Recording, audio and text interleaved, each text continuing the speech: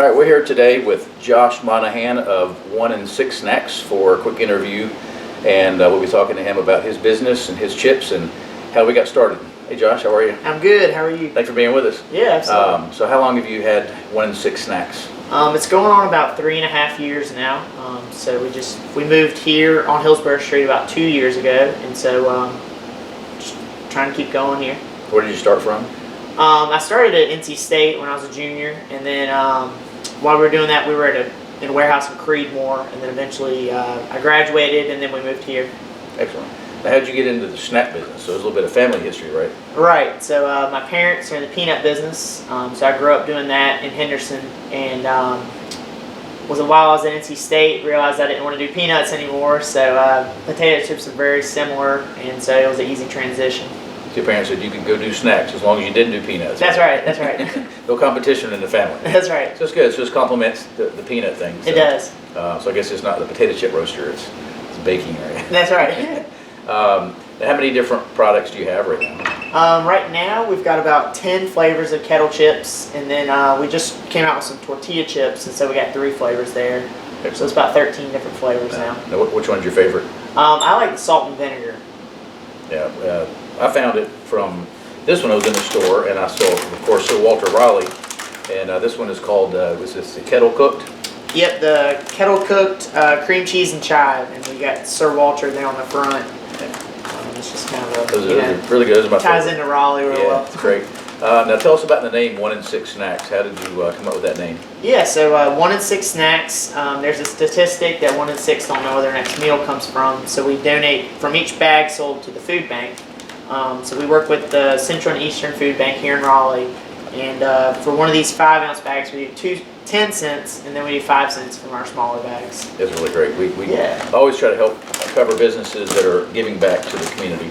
Now this is our tortilla. new tortilla chips here. We have a sweet potato, a chili salsa, and a peach habanero. Nice. Now those made out of sweet potato or sweet potato flavor? They're made out of sweet potatoes. Really? Yeah, so North Carolina sweet potatoes, and tying into all local. Yeah, that's a big crop in North Carolina. Absolutely, yeah. Any plans for CBD chips? No, not right now. But that is hot right now. It is. That's going to be a big North Carolina product as well, and it's taking the place of a lot of tobacco, which is great. So right. The farmers can keep making some money and come out with a new product. So your chips are manufactured here in North Carolina? We do, yep. Excellent. You keep it all in the state. That's right. Which is great. Now, how do you come up with the different flavors? Are they things that you're just your favorites, or what's out there? Do you do any research on those?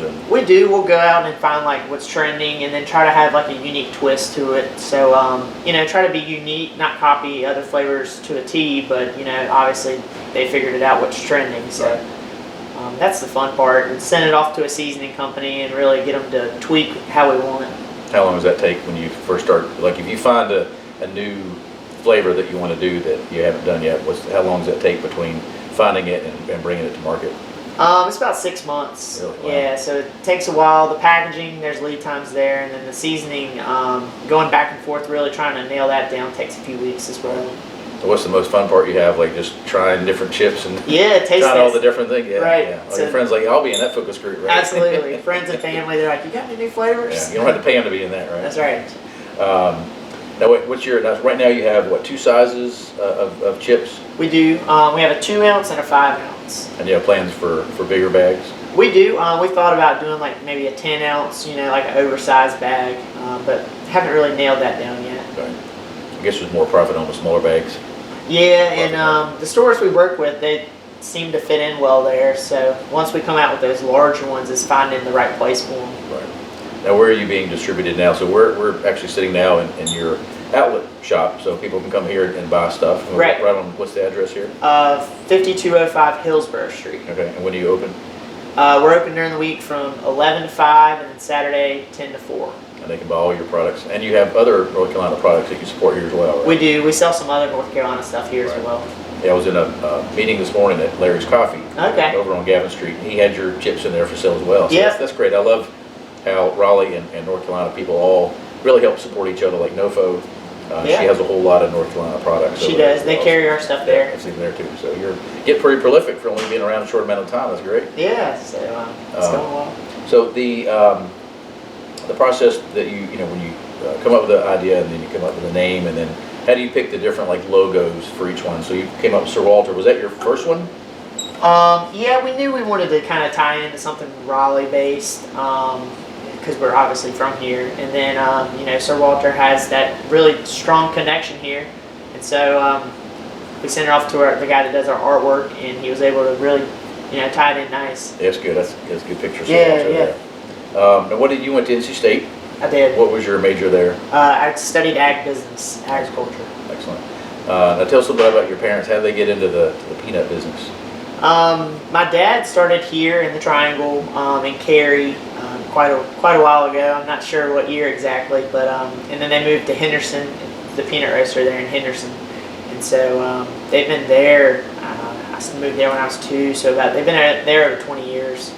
So grew up doing that, and then you know, moved to Raleigh, realized this is where I want to be, so still here. Now, did you grew up making peanuts and working in the family business the whole time since you were little, like 3-year-old, and stirring peanuts? Yeah, so I've worked in the back there in production, and then they do retail stores, so I've done that as well during Christmas time mainly. Right. Now, what's the hardest part you've had, like from when you started or before you started, you know, up until you're at now? What was, you think, the hardest part? Starting out was, you know, a lot of trying to get stores to pick up our products, so it was calling on them, leaving samples, following up, and just being organized.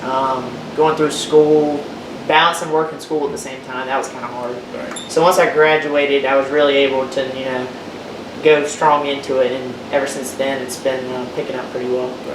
Right. Like for somebody else starting out, maybe they want to start a business doing pottery or something else where they're making something. Right. What advice would you give like a new entrepreneur starting out on the business? Probably I would say, like, if you hit you know, a bump in the road or something goes wrong, to not give up. You know, we started out using a different oil when we were cooking in, and we did that for a couple months. Realized that some people, you know, they didn't like the taste as much, and so we had to basically start from scratch. And so that kind of put us back a little bit, but you know, it's just, we didn't give up after that. All right. I guess that's the true definition of being an entrepreneur, is you just keep going no matter what, right? Right. Just keep pushing through Yeah. until it works. Well, I appreciate you being with us. Anything else you want to tell us about your future plans or anything else going on with 1 and 6? Do you have any other products you think about doing besides chips and tortillas? Yeah, so the brand name is 1 and 6 Snacks. That's our company name, and then we want to do, you know, other snacks under that. So just looking at, you know, other similar stuff, maybe some cookies, popcorn, you know, anything that can really tie into what we're already doing, and, you know, show them to the retailers that we already have. Excellent. Well, I appreciate the time with you, and let us hang out in your warehouse and eat some chips and try some samples, and looking forward to seeing the new snacks and seeing them in even more stores. I wish you best of luck. I appreciate it. Yeah, Thank you. thanks for being here today.